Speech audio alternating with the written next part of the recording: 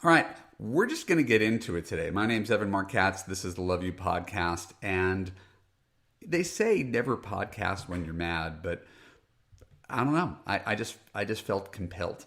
So last night, I'm having a conversation with two 29-year-old women. Don't ask me why I'm in conversation with two 29-year-old women, but there were circumstances that I was around two 29-year-old women. And when they discovered I was a dating coach, they sort of lit up and they started talking about the dating coaches that they follow. And, you know, when you tell people you're a dating coach, the conversation always takes a bit of a turn. And so out of sort of the blue, one of them says, "What do you think of the no contact rule?" And so I paused because no contact is not exactly a revolutionary concept. I've been preaching the no contact rule before it became an internet meme, I think, before it became a thing on TikTok. The apocryphal story that I'll share, which I think is a good one, is that I had a wonderful girlfriend in around 2006. There's nothing wrong with her. I just didn't see her as the person I was going to marry. Broke up after about 8 months. I said, I care about you. I want to stay friends. She cut me off. I was immediately dead to her. Refused to return my text. Unfriended me on Facebook. Just gone. And literally the next time I saw her face was 3 years later. She accepted my Facebook request. And it was her picture was a picture of her and her husband. That's the way it's done. So the concept of this no contact rule, which is, you know, going around the internet like it's wildfire, like it's some sort of revolutionary new idea, is I couldn't explain how comical it is. But yes, in general, if you're hurting, and especially if you still have feelings for someone, breaking off contact is the best way to heal. The same way it's a good way to heal if you do not pick at a scab. If you're an alcoholic, you don't occasionally indulge in drink. The best way to move forward is to not look backwards. It's called a breakup because it's broken, according to Greg Behrendt of He's Just Not That Into You fame. So when couples break up, it's because there's something fundamentally wrong, and that should be accepted. And to protect your own heart, no contact of any kind is generally a good move until you are at least close to healed and moved on, maybe with another partner. So I don't understand how there's much to say about that. But then the women I was talking to started to tell me more about this. And they said they were following a coach. And I said, I don't really follow people.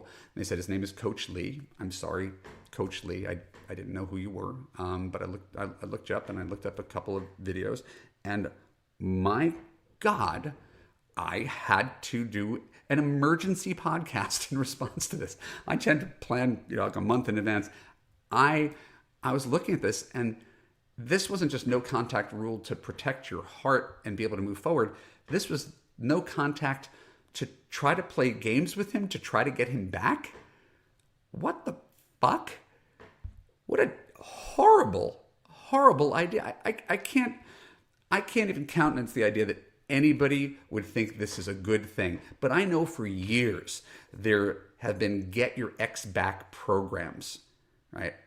And I want to tear them all to the ground, because I think it's just an objectively awful idea, getting your ex back. We could throw statistics at it.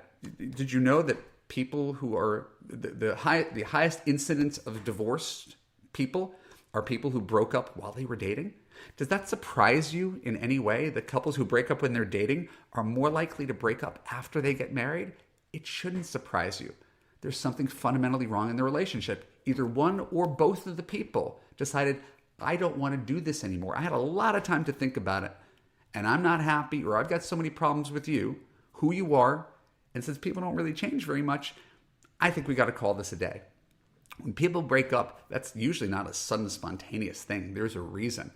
I've talked to women who've broken up with men or been broken up with men, dumped like 6 times, and they keep coming back for more. And then there's these existence of these programs and these games you play. You know what happens with games? Games beget games. Game players attract game players. And it's never coming from a place of authenticity or honesty, right? It is a silent treatment, which again is, if you follow the Gottmans, right, basic rules of relationship engagement, silent treatment doesn't resolve problems. It sweeps them under the rug. It sends a message. It's passive aggressive. There's literally nothing good about this. So I want to apologize if there's something I'm misunderstanding. I didn't have the patience to wade through all of it. But I will tell you this. I wrote a book called Why He Disappeared because years ago, I had a friend who said, if you could write a book explaining why men disappear, you're going to be very successful. So I broke it up into 3 parts: why he disappeared from your date, why he disappeared when you were dating, why he disappeared from a relationship. And these are things that theoretically the woman reading this would recognize her own behavior. Oh, this is a thing I did wrong that I didn't realize. Maybe the next time around I could course correct.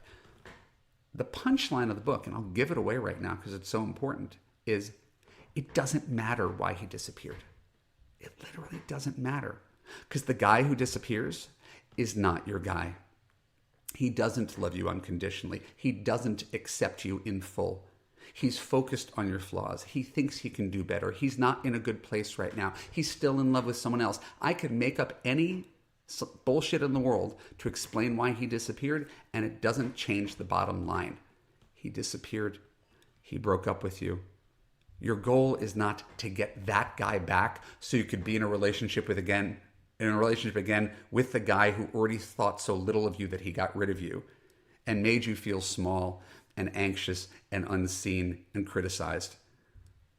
The goal is to get that guy back? No, the goal is to find a guy who doesn't make you feel that way. The goal is to find a guy who doesn't leave, who would never consider leaving.